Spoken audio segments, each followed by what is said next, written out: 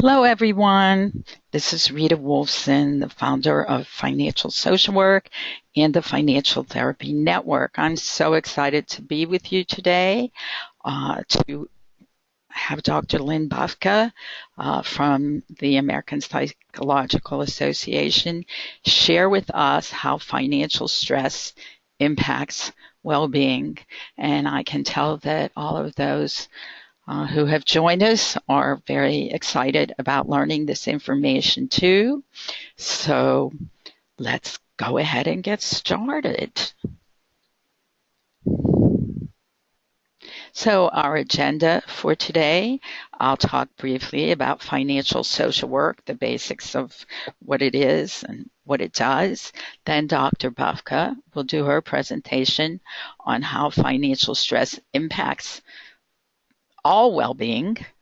And then I'll describe the financial social work certification, and then we will take your questions and answers. Dr. Bafka has done this presentation. It's a very popular presentation to my understanding, and it seems that she very often has many questions, and so she has allowed time for your questions. So you can enter your questions in the question box as we go through the presentation, and then we will address all of them at the end of the presentation. And we talk a little about financial social work at the beginning and the end of all of our webinars, because we find that we often have many new people joining us based on the topic, and we find it beneficial to explain why we do what we do and sponsor these free webinars most months of the year. So we'll get started with a poll. Which of the following do you feel cause you or your clients the most worry or stress? So we only have 2 polls today. And we will do this one first. Okay, let's launch that. And hopefully you will be able to choose more than one.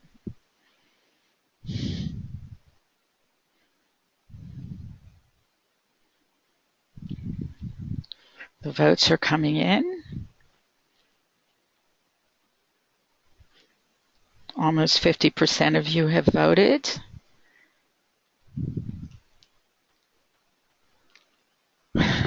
And it's easy to see why you've joined us, and also why we thought it was so important to have Dr. Bavka do this presentation. We're at 80%. Anyone else that wants to vote, go ahead. And then we'll close this down. So 5, 4, 3, 2, 1, and I'll close it and share the results with you. Okay. So this is definitely a group that knows just how stressful money is, along with the many other components of our lives, which obviously do cause us stress and pressure and worry. So I'll close that and continue. So why financial social work? Well, financial illiteracy is at the heart, we believe, of social and economic injustice. And so the work we do is created to address and change. Certainly, it's all about behavioral change when it comes to improving or changing financial illiteracy. Just a few things on financial social work. We are in the online encyclopedia of social work. Our curriculum is taught at the University of Kentucky, and we do need to release the results of our 3-year multiple agency research project from the United Way in Pennsylvania. So when we talk about money, what are we really talking about?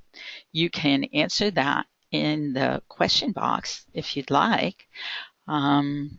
We usually get a number of different answers. Okay, someone said work, security. Certainly those things are included. Bills. Okay. Anybody else? We like this to be as interactive as possible. Some sessions are more easily interactive than others. Someone shared, it means to support oneself and our family, support buying a home, sense of control, financial security, livelihood, part of the foundation for a future. You're thinking that money is equal to life, being able to pay, freedom, survivability. I forgot to tell Dr. Batka that we have a great group that does ask questions and share answers. So there's lots more I know, but we have a lot to cover today. So I'll go ahead and give you my answer, maybe. I think when you talk about power, you talk about money, you talk about power. It's the people who have the money that have the power. And for us, at financial social work, our work is about empowering people around their financial issues and problems and creating a better financial future. So financial social work is a behavioral model which engages clients on the journey to sustainable long-term financial behavioral change. It looks like this. It's an ongoing model of engagement, education, motivation, validation, and support. And what makes it so special is the behavioral component, because until and unless behavior changes, nothing changes. And so you can see it is very experiential, introspective, interactive, strength-based, and multidisciplinary. And the simplest way that we've come to describe it, it's your relationship with your money that drives your financial behavior. And financial behavior is how we earn, spend, save, and share. So it's your financial behavior that determines your financial circumstances. And where my little arrow is twisting, I believe that's where the magic happens, where we create sustainable long-term financial behavioral change. And so we have 10 goals with financial social work, and that's to help clients understand why they are in their current financial circumstances, and of course to identify where they want to be financially in the future. We're very connected in this culture, this society. We don't touch our money. We don't see it. It's easy to avoid it and to deny the role it plays in our lives and in our relationship with our money. So it's about healing relationship with money and learning how to cope with the stress of financial problems as we reduce and eliminate them. So we help clients to eliminate the actions and habits that sabotage financial well-being, to develop core money management skills and tools, and to set financial goals and how to work to achieve them and be successful.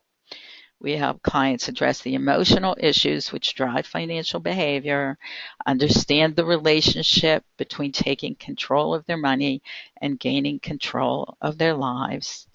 And I think at the very heart of all of it is we help clients make friends with their money. It's easy to blame money for all of the problems we have, personal, professional, financial, but when you understand the role of money in your life and you begin that journey to making friends with it, many, many things improve and change. So our last poll for today, and then we'll do Dr. Buffer's presentation. Let's see. I need to get that poll. And so how does stress manifest for you and your clients?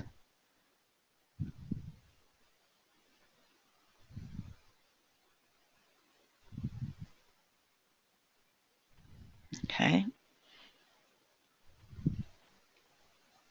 Almost 40% of you have voted. Okay, we're over 50%. Anybody else want to vote. I'll go ahead and count it down. 5, 4, 3, 2, 1. I'll close it and share it.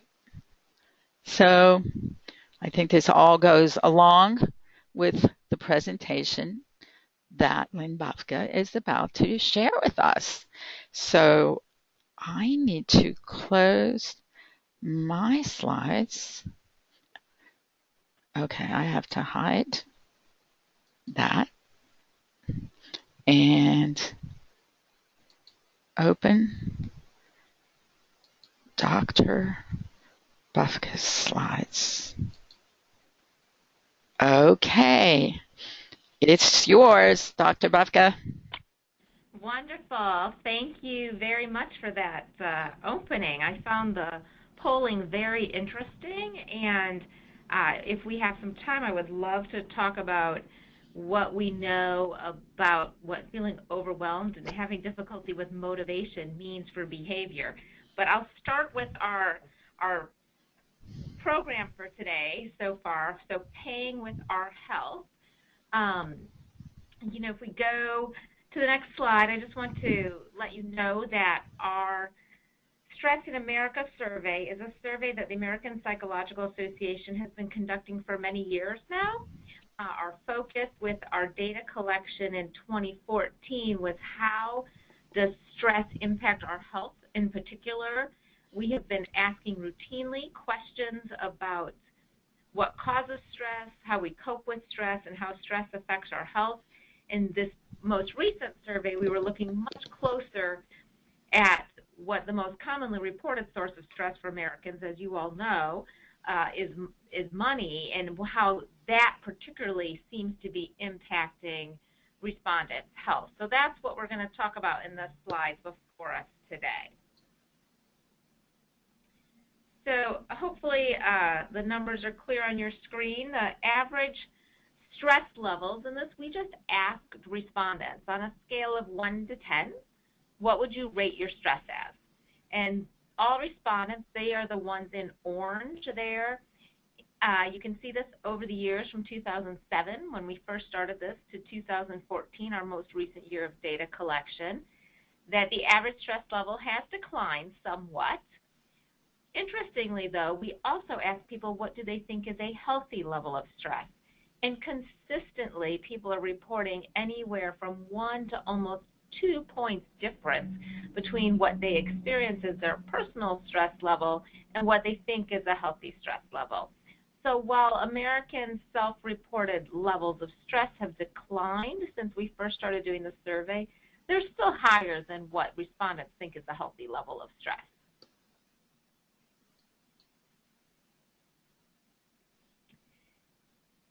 Each year, regardless of the economic climate, our survey findings show that money tops the list of causes of stress for most Americans. In our most recent survey, 64% of Americans reported that money was a very or somewhat significant source of stress. In addition, work, the economy, family responsibilities, and personal health concerns were also reported as very or somewhat significant stressors for many individuals.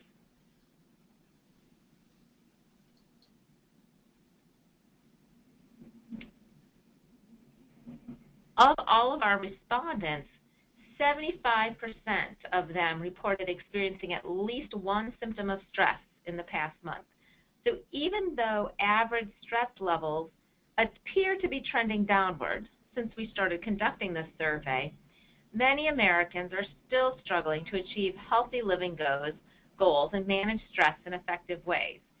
So since we saw that over 3/4 of those surveyed reported experiencing at least one symptom of stress, and you hit on these in your responses to the second poll question. They reported feeling irritable, overwhelmed, angry, nervous, or anxious as common symptoms that individuals reported in response to stress. And this is all stress that they're reporting, not money stress specifically, but we'll get to that.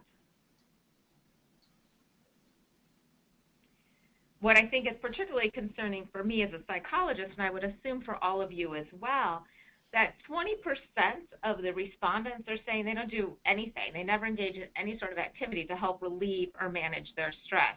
And we know from research that stress can affect important health behaviors such as eating, sleeping, exercise. So if 1 in 5 Americans say they are not engaging in any activity to help relieve or manage their stress, they're having a potential impact on important health behaviors. And at the same time that 20% tell us they aren't doing anything to manage their stress, a sizable number of respondents indicate that they do unhealthy things because of stress, such as eating too much or eating unhealthy foods or participating in sedentary activities for long periods of time.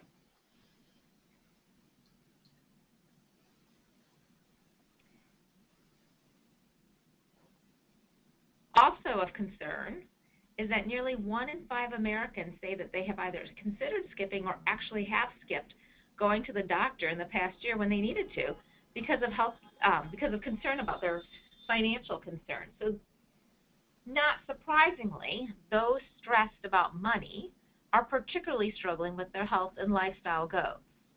For example, 1/3 of Americans report that a lack of money prevented them from living a healthy lifestyle. And those who report extreme money stress are more likely than those with low stress about money to report they engage in sedentary and unhealthy behaviors to manage their stress, such as watching television or movies for more than 2 hours per day, surfing the internet, napping or sleeping, drinking alcohol, or smoking. And these were all things that they reported doing to manage stress. These aren't just sort of everyday behaviors. These are what they're trying to do to manage stress, which are probably not the ideal behaviors for actually changing their stress. And then, as noted on the slide, nearly 1 in 5 Americans report that they've considered skipping or actually have skipped healthcare because of financial concerns. About 1/3 of those who rated their financial stress as high, so even more, so it's 20% overall, but those who rated their financial stress as high said that they had to skip going to the doctor when they needed health care. That's not surprising, but we thought you'd want to know that correspondingly, as more people report financial stress, they're also then more likely to report skipping getting necessary health care. Dr. Batka, would you think that it's the cost of the health care or just the anxiety and the stress and the feelings of being overwhelmed that just makes them ignore it, or there's no way to know? We don't know from the data that we have in this particular survey. I think that's a really good question. We are asking some additional questions about access to care because certainly for many individuals who have lower incomes, correspondingly, they're more stressed about money, oftentimes live in areas with more limited access to affordable health care. So it could be a question of access. It could be a question of finances. It could be a question of I'm too busy dealing with the rest of my life that I don't have time to take care of my health. I'm just struggling to make sure that the bills get met. We don't know, and that's a really good question, and we may have a little bit more in that regard with the survey that we're going to roll out later this year, because we too are interested in some of those questions.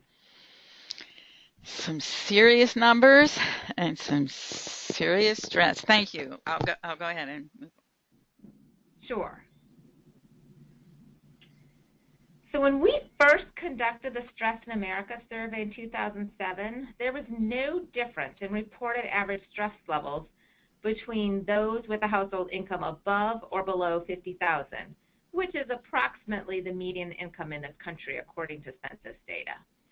However, this year's findings tell us a different story. As you can see, the people with the dark blue are the household incomes of $50,000 or more, and the people in the light blue line have household incomes. If we can stay on the previous slide. I'm sorry, I don't know why that happened. Sorry. I hate that. I would have the same problem, I'm sure. The light blue indicates household incomes of less than $50,000. So when we first started doing this, the numbers were quite comparable in terms of reported stress levels, but we started to see them diverge in 2012 actually 2011. So it's kind of interesting that that was happening, a little dip maybe in 2009 in a way that we maybe wouldn't expect, but now it's going in a direction where those with less money are reporting more stress. And that's really, 50,000 really is right in the middle of the income distribution in America. We don't have a finer grained analysis of this, but those with more income are reporting less stress, which is concerning as we think about income distribution gaps in this country, what that might also imply for who is stressed, and if we already are thinking about finances potentially limiting access to certain things, and that could perpetuate a very difficult cycle. In this particular survey, about 41% of our respondents had a household income of less than $50,000, just so you have that number. So this was a substantial number of our respondents were in the less than 50,000 bracket who responded to this survey. And actually 28% were 200% or more below the poverty line. So just wanted you to know that we really are getting some income distribution with this, so in terms of respondents with this particular survey. That's really interesting. And what comes to my mind is the reduction in services. I would think that would be an additional stressor for low wealth clients.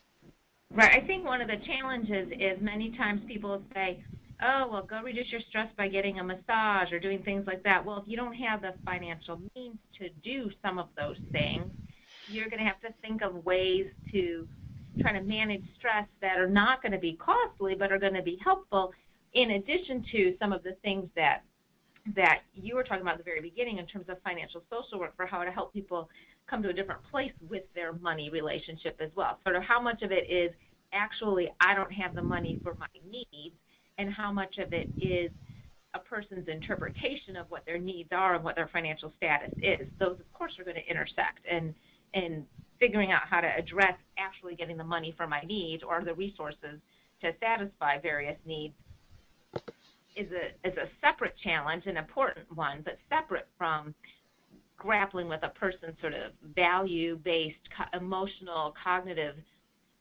representations around money as well. There's sort of two separate things that could be going on that are causing some of the distress that people with lower incomes are reporting in relationship to their overall stress levels.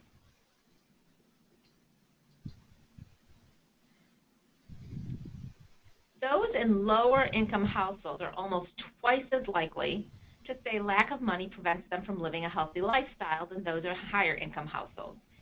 So those below the national median income of $50,000 say financial concerns are a common source of both stress, and that finances and that stress that they are experiencing are barriers to living a healthy lifestyle. So they say that their financial situation or plain old lack of money prevents them from living a healthy lifestyle. We know that nearly 3 in 10 lower income Americans have considered skipping or actually skipping necessary doctor's visits. We also know that those with lower incomes are more likely than those with higher incomes to say they do not exercise. And they also, and that may be in part because they may not have access to appropriate places for exercise. We don't know from the basis of this survey, but we do see that relationship. Interestingly, we did not see a difference in income in terms of report of saying eating unhealthily as a result of stress. So that does not appear to be unhealthy stress coping mechanism that's split by income. It seems like it doesn't matter what you earn or your household income, unhealthy eating still is a stress management tool that people use for better or for worse. Excuse me, if I could interject. The food part is interesting because from my reading other materials, my understanding was that people who live in lower income neighborhoods actually tend to have harder access to getting healthier foods. That's my read as well, too. I mean, they often talk about them as food deserts, lack of access to fresh produce, things like that. I think an important thing to keep in mind here is its perception of what healthy eating is. And I was just reading some unrelated research today about people's perceptions, and it may in an understanding, and it was actually in some research on trying to intervene with individuals with cancer, that one of the aspects may be just not having the knowledge about what healthy eating is. I mean, I think most of us, if we eat the way we grew up, we might say, well, we're eating healthy, but maybe our knowledge of what healthy eating needs to grow to know that we aren't actually getting enough fruits and vegetables based on the recommendations. So that may be part of it. There may be some link to, do American respondents to this poll really have a good grasp of what healthy eating entails? And that's a question we don't have a good answer to. This is their report of whether or not they're eating healthy or not. Thank you. Not simple for sure.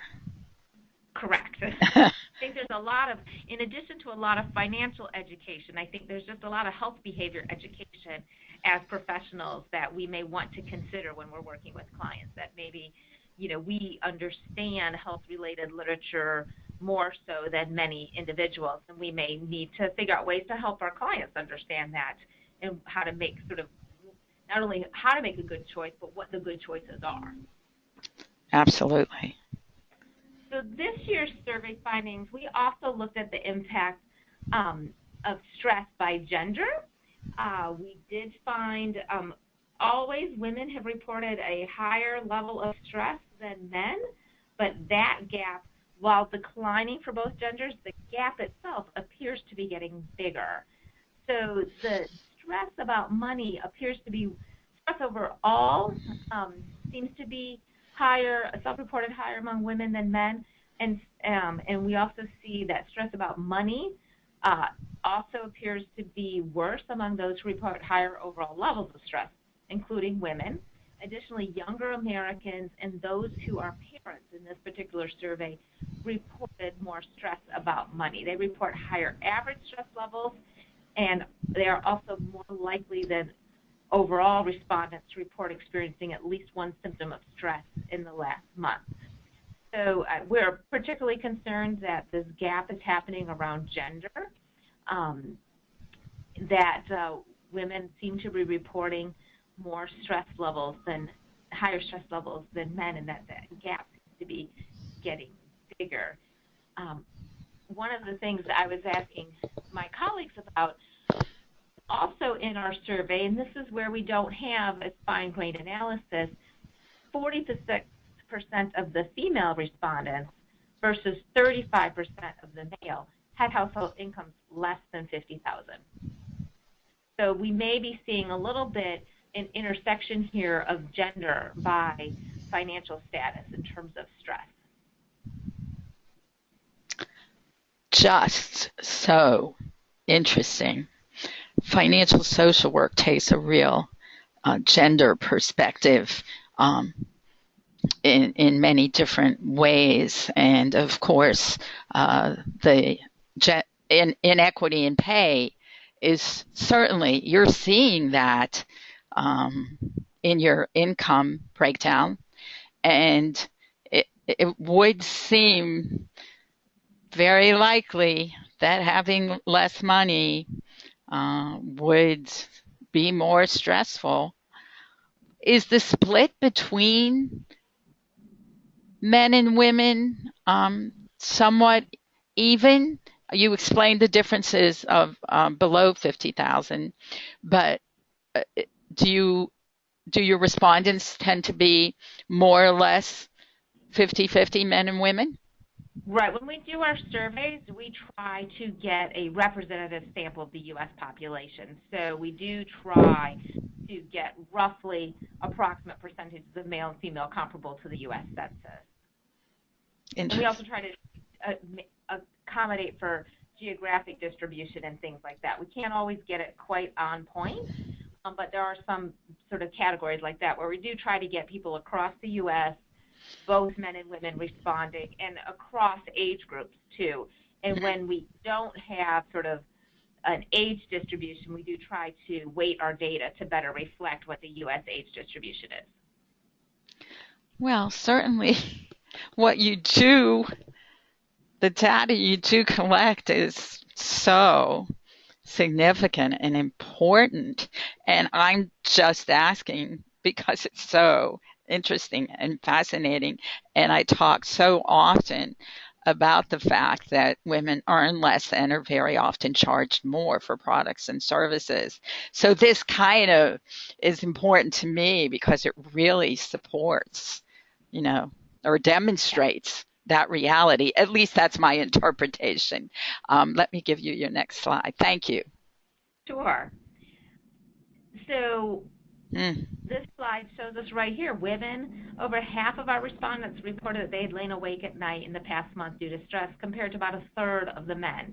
And this is due to just general stress, as well as stress about money. We just asked generally, how often have you lain awake at night? You know, and 51% said that they had. So we know women are reporting higher levels of stress. We also know women are reporting higher levels of stress about money than men. The difference would be 5 points for the women and 4.3 for men on our 10-point scale. And they are more likely than men to say they feel stress about money all or most of the time.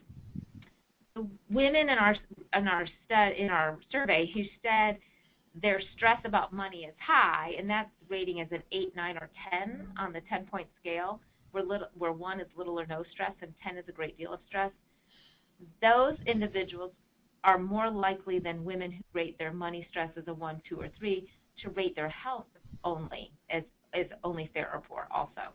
So in addition to the women reporting more stress about money, women who reported a great deal of stress about money relative to women who reported relatively little stress about money also thought their health was poor as well. What was that last thing? Their hopeless score? They're on. They also reported their health. Health. Poor. Okay. Yep. And again, these are self-reported. We don't have an objective measure of health, but they are saying that they feel that their health is fair or poor, more likely to report that instead of saying good or excellent. This is so fascinating. Thank you. Go ahead. We also look at stress levels by age. So the dashed line represents sort of all Americans in our survey, and then we have millennials to matures. So millennials would be, your 18 to early 30s. The Gen Xers are the 30s to 40s. The boomers then are more 50s to, I think we're keeping the age cohort and aging as we go, but into the 60s, and the matures are the oldest respondents in our sample. And you can see the bars for the self-reported stress level for those different age groups. Millennials and Gen Xers are reporting higher levels of stress compared to Americans overall and compared to boomers and matures. And while money is a somewhat or very significant source of stress for 64% of Americans, it is even more so for millennials, Gen Xers, and parents with children under the age of 18 living at home. So although adults report an average stress level about money and finances of 4.7 on a 10-point scale, millennials report 5.4 and Gen Xers report 5.5. There's many reasons why this may be the case. They're sort of out on their own for their first time, independent, having to figure out their own way financially. But for many younger Americans, stress about money also seems to serve as a barrier to a healthy lifestyle. Millennials reporting extreme money stress are significantly more likely than millennials reporting low money stress to rate their health as fair to poor. And findings also show that millennials with extreme money stress are more likely to resort to sedentary or unhealthy behaviors to manage their stress. Matures report being the least stressed or tied with boomers for all significant sources of stress for all but personal health concerns, which I don't think would be surprising to us. 48% of boomers and Gen Xers say personal health concerns are a source of stress versus 41% of millennials. If you just think about it aging, I certainly have more personal health concerns as I grow older, and I think that's true for many of us. The three most common sources of stress for matures are personal health concerns, the economy, and health problems affecting my family. We just thought you would find that interesting. They are not reporting money is a common source of stress. They're reporting some stress, but not at the same levels as Americans, as overall Americans, and actually at a level that's lower than what Americans reported as a healthy perceived level of stress. So matures seem to be doing something different, and we can talk about that if folks are interested when we get to the end of the webinar. I have to say that I'm surprised by that. I would have thought that boomers, particularly the statistics that I see regarding how many people feel they'll never be able to retire because they don't have any retirement plans or savings. I would have thought that would be a huge stressor. And certainly for women, you know, my research, it seems the older women get, the poorer many find themselves. So this is good. I think one of the reasons that we might see that as my expertise is in anxiety and stress, and we certainly find, well, this is not true for everyone, most individuals as they grow and age encounter all kinds of difficult things in their life and generally become better able to take things in stride.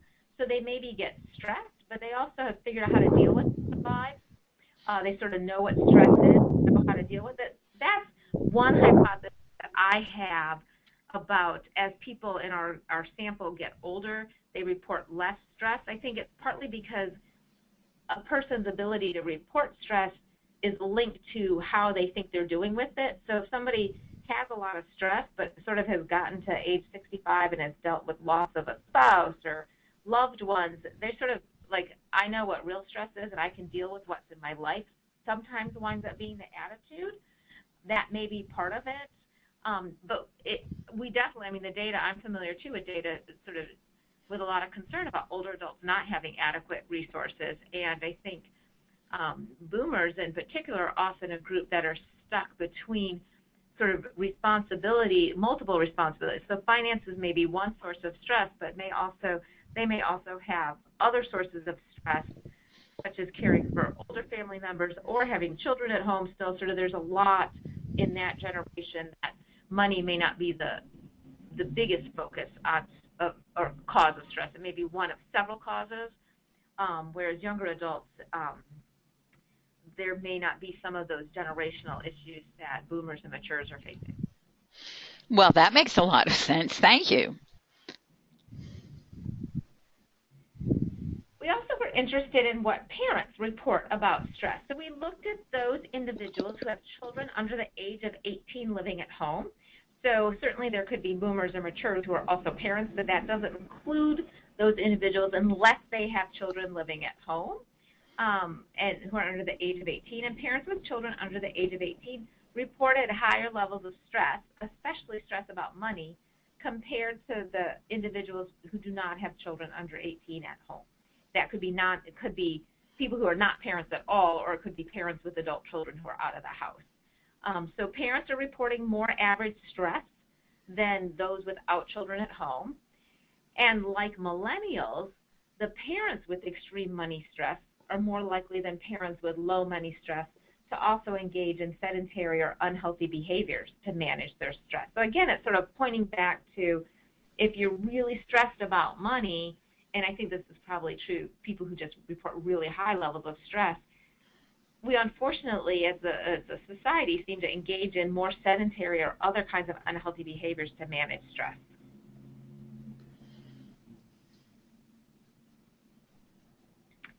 We were also very interested in finding out whether or not our respondents, and they're all adults, talk about money. And only 37% of adults talk with their family members about money often. It seems people have a really hard time discussing money issues. Our findings showed that while nearly all adults thought parents should talk to their children about money, only 37% said they're talking with any family members about money often. For almost a third of adults with partners in our survey, money is a major source of conflict in their relationships. So starting conversations about money is challenging because nearly 1 in 5 Americans indicated it was a taboo subject, and more than 1/3 reported that talking with family members about finances makes them uncomfortable. So people aren't talking about money to the people in their lives, yet they have some expectation that they should be, particularly with their children. So we've got a real conflict here about what people think is a good idea and what they actually feel comfortable doing. And instead, money for those in relationships seems to be a source of conflict for almost a third of individuals.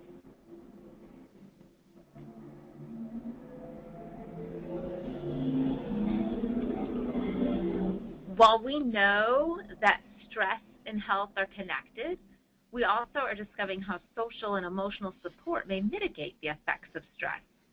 Emotional support from family members or friends really can be a key factor in successfully managing stress.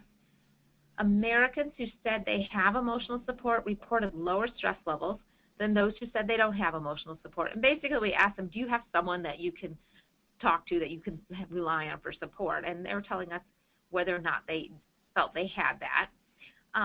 And those who said they did not have emotional support were more likely than those reporting emotional support to say they did not make any lifestyle changes because they are too stressed. So it seems that those, if you look at this lovely graphic, it seems that those who say they don't have emotional support are more likely to report a higher stress level, to say that their stress has increased in the past year, and to say they didn't make any lifestyle changes because they are too stressed. And nearly a half, like 46%, if you can see that number, it's very tiny on the screen, said they felt depressed or sad due to stress in the last month, if those who didn't have emotional support, whereas those who reported emotional support is only about a third said that they felt depressed or sad due to stress in the last month.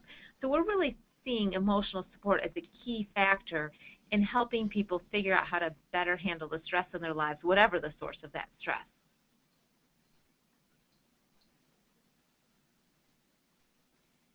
There are, of course, a number of... Excuse me. Rita, Rita, that chart just so the value of emotional support, showing how critical it is for people to manage their stress. The whole underlying concept for your creation of the Financial Therapy Network was not just to help people be able to manage their money and learn how to manage their money, but was to provide that emotional support. And it's just so striking how critical it is for people's well-being. It is. We didn't have the statistics to support it. We just had the insight and understanding. And gut feeling, but here it is. I know. I've seen this graphic before. It is fabulous. And thank you for that, Dr. Batka. I know you just have this major one. I will point that out when I finish up with our slides. Okay. Sorry. No, thank you. No problem. That's great. So, I'm sure that you're doing this in your work. You're talking with people about emotional support. Certainly having a relationship with a therapist can be one source of emotional support, but obviously we want our clients to leave us eventually, and we hope that they leave us and have cultivated a network that will give them what they need. So there are many ways to increase social support. I just want to highlight a few in this list here. We really encourage individuals to cast a wide net, to think about social support as not one size fits all. You're not going to get everything from one person. You might have a colleague that you talk to about things going on at work, and you might have a neighbor that you commiserate with over the challenges of being a parent. And that's perfectly acceptable and actually expected in terms of social support. It's important to help people realize that you can selectively figure out who's a good supporter for certain kinds of stresses that we face. I think it's one thing that's often a challenge. When you're feeling stressed, it's hard to be proactive. But I think we as professionals have to encourage individuals to get out there to make the most of their relationships. to cut out some time from busy lives and just set it aside for friends or family, reaching out to other people to lend a hand or to say hello. Because if you're there for others, they're also going to be there for you. You're going to be developing that kind of relationship where you can rely on folks for a little emotional support when you need it. For some individuals, technology is the way they're going to have to stay connected. Time or distance can get in the way, different work schedules where you're not sort of both free at the same time. It may be that an email or a text message or even setting a date for a video chat are things that you need to do to stay connected with others. And technology increasingly is in everyone's lives and provides us those kinds of opportunities. And I guess the last one that I would highlight from this list is the importance of peer support, particularly if someone's dealing with a difficult issue, such as caring for a family member or dealing with his or her own chronic illness. Support groups of individuals who are facing similar situations can be very helpful to just know that you're not alone in navigating certain challenges, and also in terms of developing some strategies for coping with things can be really helpful with a support group. So now I'd like to open it up to more questions. We've already had some interesting comments and discussions so far. I'm sure that there are other comments that people have, and I welcome whatever comes my way.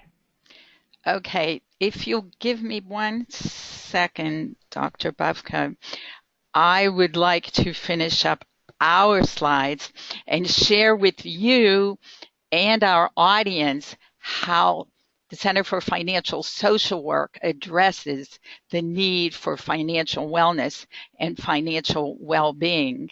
And I'm going to guess that well, I know, and probably most of our audience knows that there is a significant financial component to all physical, emotional, mental well-being. So that's this particular slide. For people new to, the Center for Financial Social Work, I wanted to point out that our certification has these 5 different workbooks, and it's all internet-based, and it's self-paced, self-study, and our students have 6 months to complete and 2 weeks to complete the online final exam, and it does include 20 CEUs from National NASW. And it is only $495. What's so exciting in listening to you and what Dorlee was just pointing out is that we have created the Financial Therapy Network.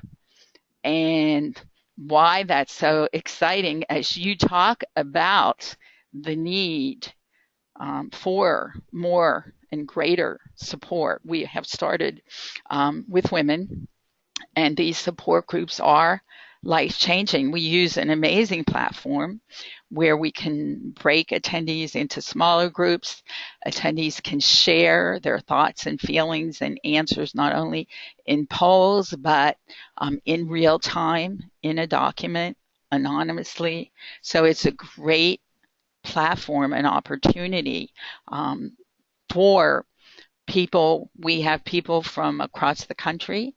The webinars, we very often have people from around the world, but right now we have people from around the country, different states, joining together, and we're doing them on Tuesdays and Saturdays of the second week of each month. Our next one is on July 14th, and it's on what every woman needs to know about overcoming your top financial fears. So we provide that forum and opportunity for women to share where they're at and learn about a topic and respond to each other and make connections. And we have forums where they can continue the dialogue after the session is over. And so soon we will be introducing our affiliate program. And in July, we're introducing our My Money, Myself self-help consumer program, and we are very excited about that. So now we will get to attendees' questions. Let's see. Julie, do you have those also? Okay. Okay, here's some questions. I don't see them right now. Okay. Yes. What stresses regarding money do respondents reporting income over 50,000 report? And what stresses well, I guess this is specific stresses, do those reporting less than 50,000 report? So we don't have information specific to beyond do they report money stress or not. So we just know that those with less income report more stress about money. I don't know that we have divided it out by income in terms of stress symptoms that individuals are reporting. I don't think we did with the most recent survey. My colleague's on the webinar as well, and I'm sure she'll tell me if we did. But I don't think we did look at that by money differences in the most recent survey. Well, I can certainly appreciate where the question comes from because, you know, the majority of our students, graduates, and community do work with low wealth clients. And I'm sure that that interest in the differences stems from that. Someone shared that the boomers are better able to understand and handle the stress. So she agreed with you, Dr. Batka. Perhaps millennials and Gen Xers realize there will be no Social Security for them. Interesting. Someone wants us to put up the first two slides. While you're doing that, I'll just comment on the question for millennials and Gen Xers. As a psychologist and as a parent, I think one of the greatest gifts we give our children is ensuring that they know how to handle stress and anxiety. And I'm not sure that we always do that well.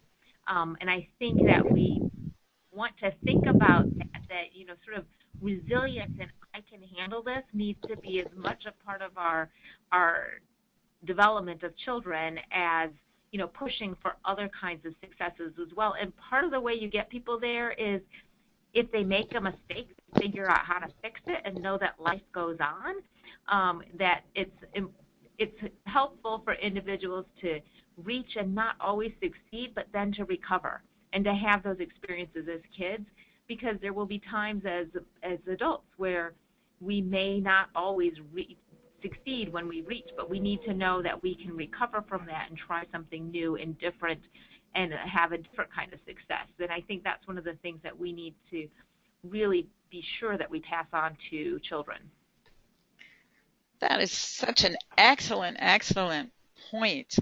I had thought you might say that we need to teach our children about money, but while I'm sure you would agree with that, handling stress, certainly from your perspective and ours, so important. So what are your ideas? Any suggestions for how to help children do that specifically? I think some of the things that we need to do is sort of, you know, to encourage children to reach beyond what they're comfortable doing and to let them know that it's okay if it's not perfect. Because so often, you know, I hate to see my child in an uncomfortable situation, and parents want to jump in and rescue. And I think sometimes we need to just let our kids figure it out and develop the individual sort of self-assuredness that they can handle difficult situations. So it's not necessarily specific things, but it's, you know, encouraging our kids to get out there and push themselves and letting them fall and get up on their own sometimes. I'm not sure that I think there's anything more difficult. Actually, there must be more difficult things, but I hear you when you say that, you know, we want to rescue our children and help them and save them, and that's great advice. Someone asks here, when teaching adults, teach with children present or teach adults while teaching children? I think those are good ideas too. Mm-hmm. Would it be appropriate? Oh, go ahead. I mean, it depending on the situation, sort of working with a family can sometimes mean almost as much, if not more, than working with those individuals. Definitely. Would it be appropriate to have them go through the financial well-being program at the same time as working on addiction? I'm not sure that might be for me and Dorlee. I believe that there are organizations that do both. There are some addiction programs that have a financial component requirement, actually, because of the close connection. Not necessarily, about overspending, but about, or gambling, but about having the money to live life without an addiction, or knowing how to do that. Someone asked, I hope that was helpful. Someone asked, why have we not integrated financial education in the classrooms of our younger children, such as balancing a checkbook? Would you like to address that, Dr. Buffer? Well, I know that in some school systems they do have that. Certainly in the school system that we're in, financial education is a component of some of the health classes that the children are required to take.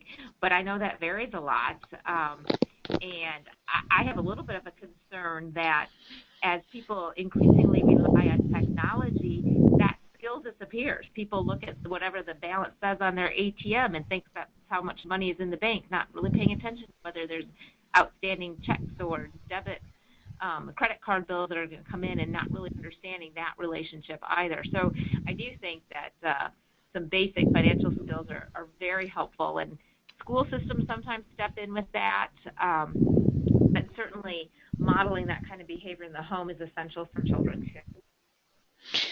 Well, this is an area where we have a lot of experience, and there are only 17 states in the country. That's up from 14 who do have any requirement for an economics or financial education course, but it's a smaller number that actually test for it. And quite frankly, I just have no idea why that is not a part of education, because everyone has to deal with money every day. Certainly once you reach, high school, on to college, and so many young people just changing the whole culture with all the student debt they have. So we do a terrible job around that in this country. And there are certainly many, many individuals and organizations advocating that this be expanded and incorporated, but it still does not seem to be happening. Here's another question, for Dr. Bufka. What are some positive ways of dealing with stress that you recommend that take into account the real financial constraints and time constraints that people may be facing? I think there's a variety of things we can do. I'm a huge advocate for walking. Now, I realize not every neighborhood is set up for walking, and that may not be possible for a person to walk, but I think anytime we can get outside and unplug is a good thing for our mental and emotional well-being. So encouraging times to just, be physically active and to be outside, I think is a good thing. I realize that not everyone has access to safe or attractive places to do that. So for those who don't, there certainly may be other things. We have, actually in the building I work in, a competition going on this very week to encourage people to take the stairs, to be active in that regard. I think, as I mentioned with the walking, I really encourage people to unplug, to turn off cell phones, to really try to just focus on the people they're with or whatever they're doing, and not allow multiple distractions from cell phones, emails, text messages, computer, etc., to allow some time to unplug. And all of us can do that, and we'll find some benefit from that. even just taking 15 minutes a day of sort of not letting oneself get interrupted. I know I waste my time playing an online word game. I think it's relaxing, but really my time might even be better off if I just turned off the device altogether, particularly at night, because we know the light from the devices can interfere with our sleep-wake cycles. So those are some pretty basic things. I think that taking time to actually be with a person, or to talk to a friend, or pick up a card game that you played as a child and now you're doing it as an adult, something that's interactive. Those are ways that can be really nice to manage stress. But many people find lots of things, and I will often encourage people I work with to create their own personal list, whether it's a bubble bath or talk to this particular girlfriend because she always makes me laugh when I call her, or things like that, that in the moments when we're feeling kind of overwhelmed, we forget to reach out and do. So having a list in our back pocket to remind us of what we really helps us to relax can be helpful. There's also all kinds of, progressive muscle relaxation strategies and things like that to deal with particular physical symptoms an individual may have. And you can find videos online to help you with those kinds of activities. So I don't think that stress management has to involve a lot of finances. It does involve time. But I think most of us will find that there are things that we do that are less important than other things, and that we need to think about what's most important. And if we can't take care of ourselves, it becomes awfully hard for us to do a good job at our work or in taking care of the people in our lives. And we have to remember that we deserve a little bit of that self-care too. Well, we're getting lots of thank yous for your wonderful presentation. I did put your final slide up so that people, because there was a question about where to read the full report, and everyone can see stressinamerica.org. And one last question, and we'll let you go, because I think it's a really great question. Please elaborate a little more on stress levels among couples. Oh, interesting. We do not have paired data, so we wouldn't know in our survey if respondent A is coupled with respondent B to see how their stress levels might relate to one another. I would anticipate that there is a link because they're likely facing some of the same situational things, whether, household income or economic factors or pressures from aging parents or whatever. So there's probably a link there, which then becomes a bit of a challenge because that person may be your social support and also struggling with stress. So that can be a challenge, but it can also be an opportunity to, as a couple, to identify what appear to be sources of stress and together to make a commitment to one another to change how one is responding. Sometimes it can be things like how we manage our time and our resources. Sometimes it can be how we think about the events that are causing us stress. If we think that X situation is unbearable or beyond our means, or we're not capable of doing that, and our partner is reinforcing that thinking, that will add to our stress as well. So if a couple is recognizing that together they're in a stressful situation or facing a lot of stress or finding themselves particularly stressed, they can also rely on each other to try to challenge some of the unhealthy ways that they think about or react to stress, and support one another in making the behavior changes and the cognitive changes that may result in healthier ways of managing that stress. Before I give our very heartfelt thanks to you, Dr. Batka, there was one comment that just said that spiritual outlets and activities are key to many of that particular person's clients. We do have someone from Canada who's saying how much she appreciated the session and advocates for walking as a basic way to self-care. She's so happy to have found out about this and the work. Dr. Lynn Batka, I just can't thank you enough. This was wonderful. I know we kept you a bit over, but I think I speak for myself and our whole community. Thank you, thank you, thank you. And I hope you'll join us again for next year's report. Well, thank you very much for the invitation. I really enjoyed our interchange during the course of the hour as well. I've never done that before, but it was just so fabulous. Thank you. And thanks everyone for joining us, and we'll see you next time. Bye now. Bye-bye. Bye-bye.